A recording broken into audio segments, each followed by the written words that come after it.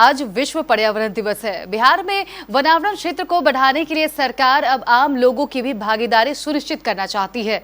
इसके लिए सरकार आम लोगों की निजी जमीन पर ज्यादा से ज्यादा वृक्ष लगाने के लिए न्यूनतम कीमत पर पौधे उपलब्ध करवाएगी। यह घोषणा बिहार सरकार के वन एवं पर्यावरण मंत्री नीरज सिंह बबलू ने केबीसी न्यूज को दिए गए विशेष साक्षात्कार में की। उन्होंने कहा कि वृक्षारोपण में आम जनों की निजी जमीन पर लगाए गए पौधों की लागत को भी कुछ वर्षों के रखरखाव के बाद लोगों को लौटा देगी। वन एवं पर्यावरण मंत्री नीरज सिंह बबलू ने आगे बताया कि सरकार बिहार में वनावरण क्षेत्र को बढ़ाने को लेकर कृत संकल्प है।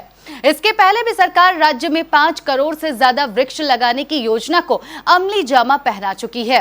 इको टूरिज्म को बढ़ावा देने के मकसद से मनिहारी गोगाबेल झील, कटिहार के कोढ़ा प्रखंड अंतर्गत चमरू पोखल की बदहाली, सहरसा जिला स्थित मत्स्यगंधा झील, सुपौल के वीरपुर अनुमंडल में जीर्ण शीर्ण पड़ा मानसरोवर झील के कायाकल्प कर पर्यटन स्थल को बढ़ावा देने, अररिया क्षेत्र के रेणु गांव में उत्पाती बंदरों के रखरखाव के लिए मंकी पार्क का अतिशीघ्र निर्माण करने जैसे विषयों पर विस्तृत जानकारी दी गई।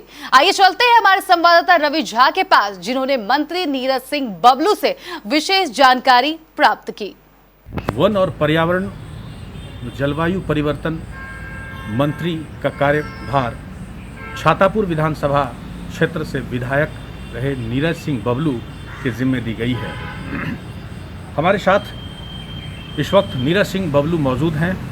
आइए जानते हैं इनके बारे में और इनके कार्यकाल के बारे में। 3 महीना हो चुका है और इस 3 महीने में इस विभाग में ये कितने संतुष्ट हो पाए हैं और क्या समझ पाए हैं और क्या क्या इनकी योजना है, जानते हैं नीरज सिंह बबलू से। देखिए, सबसे बड़ी बात है कि जो डिपार्टमेंट हमको मिला है, डिपार्टमेंट तो खैर बहुत बड़ा डिपार्टमेंट है और हम समझते हैं कि दुनिया के हर लोगों का ध्यान इस पे है।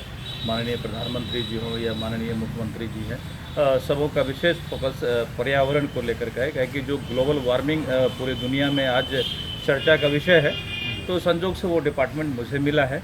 लेकिन जितना बड़ा डिपार्टमेंट है, जितना कुछ काम करने के लिए है, हम समझते हैं कि राज्य के पोजीशन के हिसाब से उस हिसाब का बजट नहीं है, काम बहुत है और लेकिन जो है उसको हम लोग बेहतर तरीके से करने का प्रयास करेंगे, जो पर्यावरण हमारा सही रहे। और जो हम लोग का इस बार का टारगेट है पर्यावरण को सही रखने के लिए, सबसे बड़ा चीज़ है प्लांटेशन का, जो 5 करोड़ का टारगेट इस बार का हमारा है।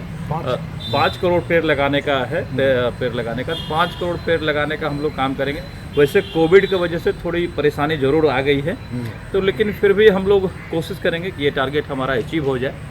और जो भी पर्यावरण से रिलेटेड यहाँ पर इंडस्ट्री है, चिमनी भट्ठा है, हम इन सब चीज़ों पर कंट्रोल करना शुरू किए हैं। सबों को नोटिस भेजे हैं कि पर्यावरण हमारा दूषित नहीं हो, इसके लिए जो भी काम करना पड़े आप वो प्रोसेस अपनाएं। इंडस्ट्री वाले को भी खबर दिया गया है कि भाई आप पॉल्यूटेड वाटर हमारे नदियों में ना डालें, एयर को पॉल्यूटेड होने से बचाएं, उसमें जो भी संयंत्र आपको लगाना पड़े वो लगाएं। नमामि गंगे प्रोजेक्ट जो है केंद्र सरकार की एक महत्वाकांक्षी जो है योजना है, उसके तहत भी क्या? बिल्कुल, हम लोग सबसे बड़ी बात है कि गंगा नदी भी गंदा ना हो। गंगा नदी में जो सीवरेज का वाटर आता है उसको भी रोकने का प्रयास कर रहे हैं। जो फैक्ट्रियों का आता है उसको भी नोटिस भेजा गया कि भाई कोई पॉल्यूटेड वाटर गंगा में नहीं आएगा। और हम लोग जो बड़े शहर है उसमें सेंटर भी लगाए हैं पॉल्यूशन मीटर लेवल चेक करने के लिए। कई जगह लग गया है और कई जगह 24 शहरों में लगना है, जिसमें 3-4 जगह लग भी चुका है। और भी जो है वाइल्ड लाइफ का वो काम चल रहा है, जानवरों को सुरक्षित रखने का। और सबसे मुख्य रूप से हमको उसमें डिपार्टमेंट के साथ इको टूरिज्म है। जो इको टूरिज्म हम समझते हैं कि बिहार के लिए बहुत बड़ा चीज़ है। टूरिज्म ऐसा क्षेत्र है जो टूरिज्म से कई देश चलता है। कई कंट्री के बारे में हम लोग देखे हैं, जानते हैं, गए भी हैं, तो वहाँ पर कुछ नहीं है टूरिज्म के अलावा। टूरिज्म से ही वो देश चलता है। तो हमारे पास टूरिस्ट सेंटरों का कमी नहीं है। इसको हम लोग बड़े पैमाने पर अगर डेवलप करते हैं तो टूरिस्ट भी काफ़ी हमारे यहाँ आते हैं। और जो टूरिस्ट हमारे यहाँ आते हैं उसकी संख्या और कैसे बढ़ा सके और वो टूरिस्ट बार बार हमारे यहाँ आए, वैसा माहौल हम लोग बनाएंगे। वैसा उनको व्यवस्था देंगे, वैसा उनको सुरक्षा देंगे। आपके मंत्रिकाल में नेचर सफारी पार्क जो है बिल्कुल, अभी हम लोग माननीय मुख्यमंत्री जी ने उद्घाटन किया। वो एक बेहतरीन पार्क है, राज्य का एक मॉडल है। वहाँ पर आपने देखा होगा कि ग्लास स्काई ब्रिज बना हुआ है, जो हम समझते हैं कि देश का दूसरा है और काफ़ी बड़े संख्या में वहाँ लोग जाते हैं, काफ़ी डिमांड है वहाँ का। और हम समझते हैं कि लॉकडाउन की वजह से भी सब रुक गया है, नहीं तो वहाँ काफ़ी भीड़ लगा होता था। जो टारगेट हम लोग का पर डे का था उससे 2 गुना हो गया था, तो उसके कैपेसिटी को देखते हुए उसको कम किया गया है, उसका टिकटिंग व्यवस्था को कम कर दिया गया कि एक साथ इतना नहीं हो सकता है।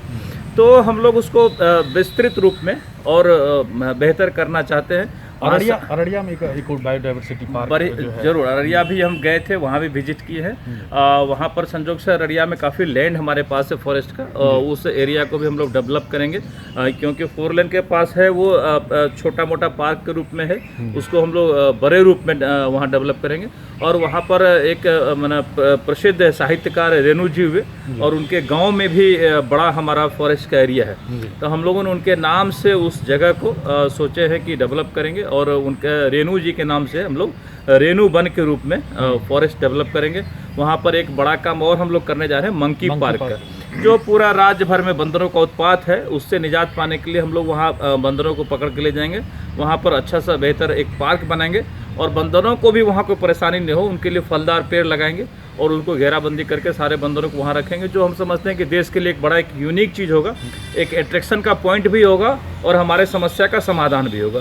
तो इस तरह से हम लोग सारे कामों को करने का प्रयास कर रहे हैं। अभी लॉकडाउन की वजह से बहुत कुछ कर नहीं पाए हैं, तो हम पता कर लेते हैं चमरू पोखर का क्या हाल है। वहाँ हमारे कटिहार जिला से माननीय डिप्टी सीएम साहब हैं, हम उनसे भी बात कर लेते हैं। वहाँ एक गोगावेल झील है जो हमारे डिपार्टमेंट के अंदर है, तो हम उसको भी डेवलप करने का प्रयास करेंगे। माननीय डिप्टी सीएम का भी रहता है कि वह उसको डेवलप करना है, तो हम लोग उसको भी डेवलप करेंगे।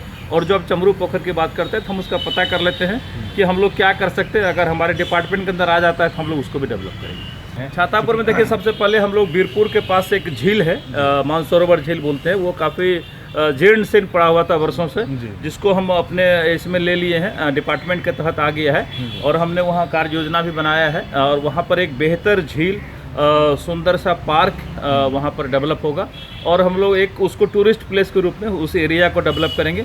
वो पूरा प्रोजेक्ट बन गया है, लगभग 10-12 करोड़ का भी बना है। आगे आने वाले दिन में उसको और हम लोग प्रमोट करेंगे। तो बीरपुर ऐसे भी टूरिस्ट प्लेस है और उसके बन जाने से एक सुंदर सा जगह हो जाएगा, बढ़िया। और हमारे यहाँ वैसे वन क्षेत्र नहीं है, तो फिर भी हम लोग देखते हैं कि वन कहाँ पर लगा सकते हैं। थोड़ा सा कोसी प्रोजेक्ट का ज़मीन उमीन है, उससे हम लोग बात कर रहे हैं इरिगेशन के लोगों से, अगर कुछ ज़मीन मिल जाता है तो हम लोग उधर भी फॉरेस्ट डेवलप करेंगे। सहरसा नेटिव प्लेस है आपका और मत्स्यगंधा जो है वो एक बहुत बड़ा, हमने जब कार्यभार संभाला तो उसी समय अपने डीएफओ को बोला है कि आप मत्स्यगंधा जो झील है ये भी फॉरेस्ट को अगर मिल जाता है तो हम लोग इसको विशेष रूप से डेवलप कर सकते हैं।